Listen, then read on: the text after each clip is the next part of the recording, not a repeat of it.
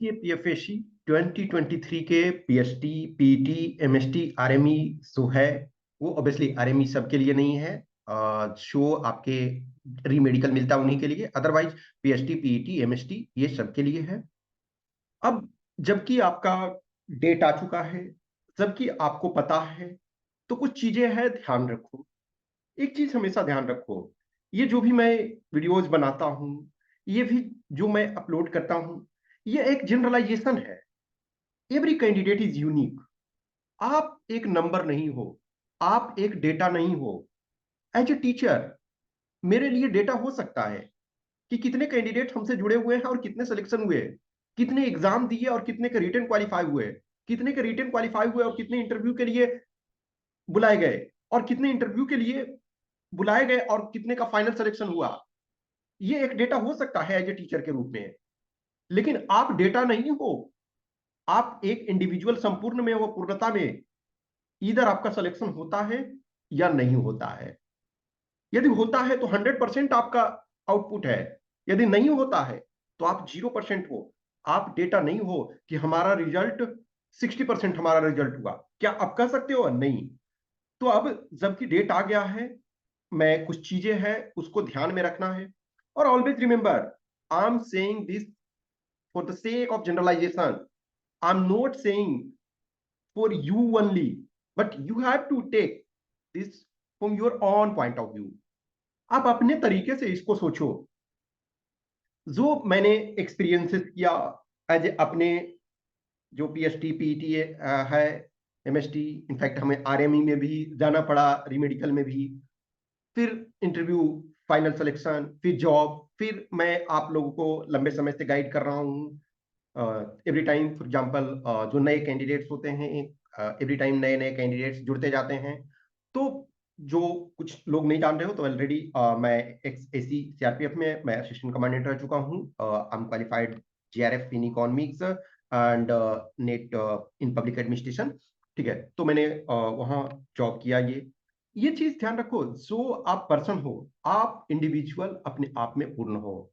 एक चीज कभी कभी शायद वो डरावनी लग सकती है कि देखो, जितने भी आप लोग एपियर होते हो एग्जाम में, तो ये मानो ना कि आप करीब करीब 98% लोगों से बेटर हो। अब उसमें से कुछ हो सकता है 99.99% से भी तो होगे, लेकिन इन जनरलाइजेशन करो तो आप अपने ग्रुप में 98% से बेटर हो। क्यों? क्योंकि अब मैं अपने ग्रुप इस वजह से कहता हूं कि कोई कैंडिडेट रिजर्व वाले में है, सपोज एससी, एसटी, ईडब्ल्यूएस, तो आप अपने ग्रुप में 98% लोगों से बेटर हो इस ईयर के लिए। कभी कभी आप 99% लोगों से बेटर होते हो। ठीक है, तो ना इस ईयर के लिए सपोज करो तो रिटर्न में जैसे ही आप क्वालिफाई किए हो, आप अपने ग्रुप में 98% लोगों से बेटर हो।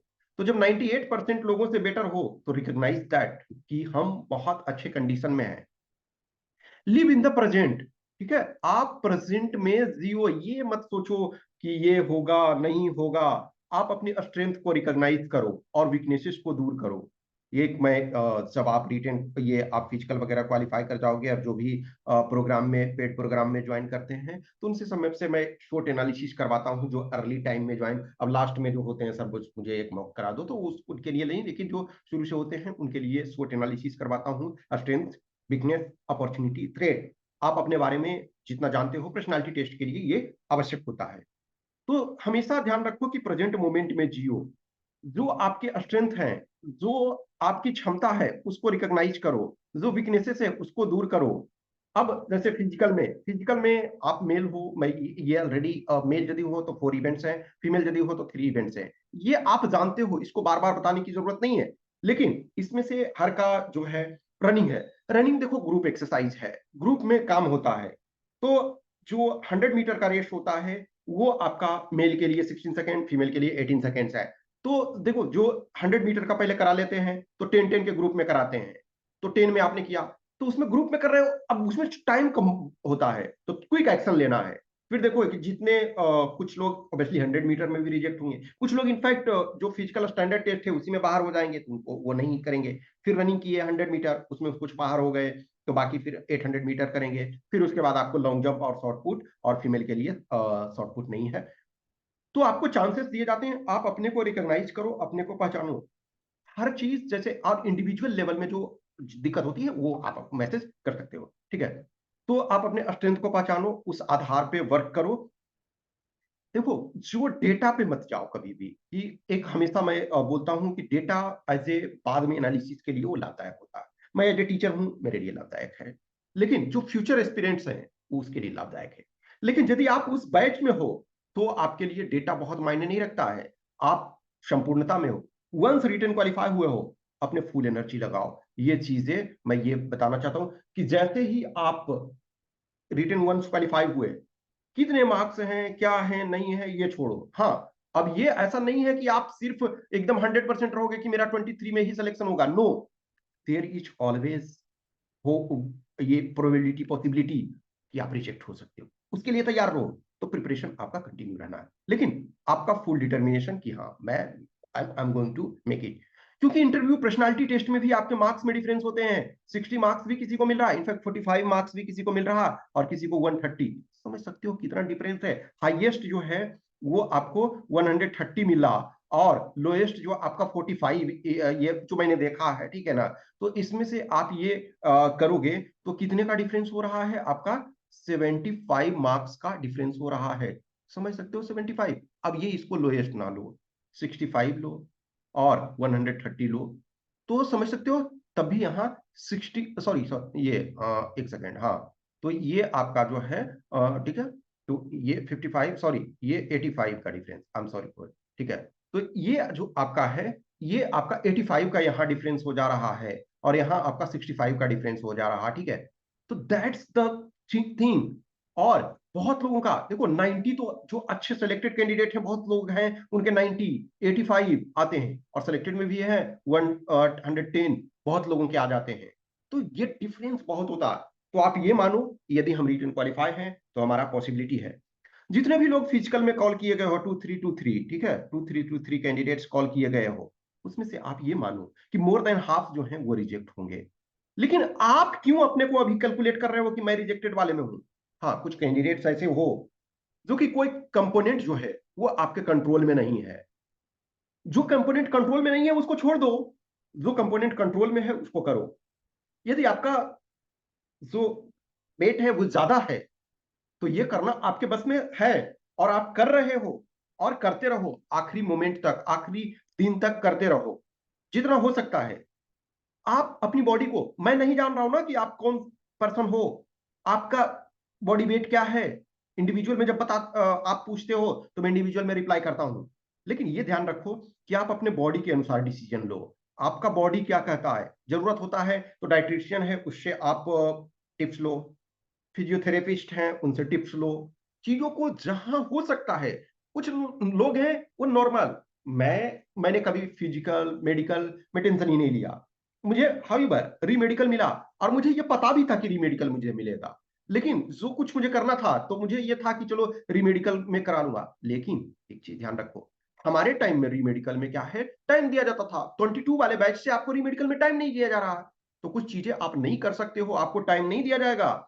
लेकिन अभी अब इसी वजह से जो भी, अब आपके पास जिनका फर्स्ट है में है बहुत कम टाइम है, 15 डेज टाइम है, लेकिन जिनका आखिरी में है, जनवरी में है, तो उनको मोर देन 1 मंथ का टाइम है। तो आप अपने अनुसार उस आधार पे वर्क करो, चीजों को करो, पॉजिटिव एटीट्यूड में रखो।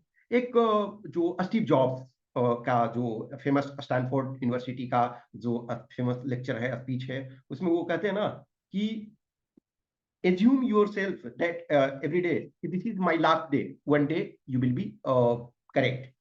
तो हर आदमी जो है, हम नहीं जानते कि कल क्या होगा, लेकिन क्या आप इस सोच में परेशान रहोगे? जैसे हर आदमी जान रहा है कि एक दिन मरना है, लेकिन किसी ने कार्ड आपको दिया अपने मैरिज का, अपने मैरिज एनिवर्सरी का, अपने बर्थडे का, तो आप क्या बोलोगे?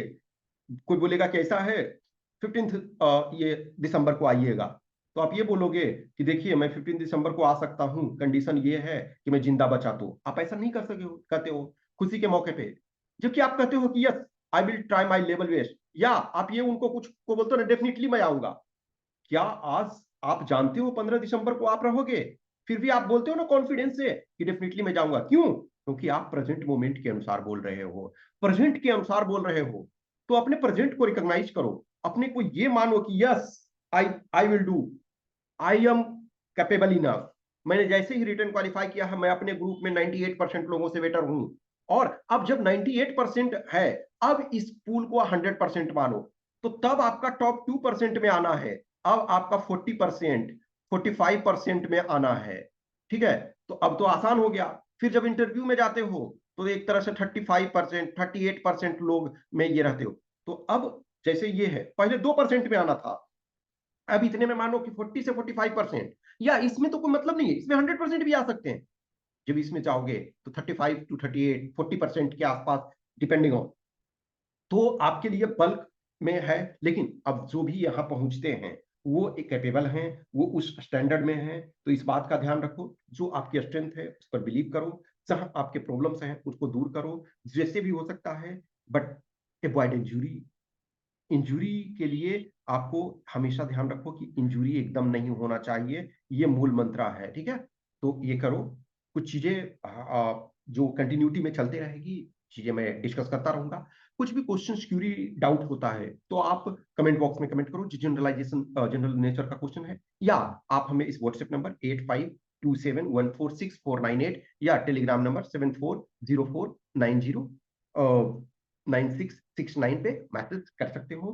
पर्सनल डाउट होता है मैं वहां वो आपको क्लियर कर दूंगा। Okay, thank you.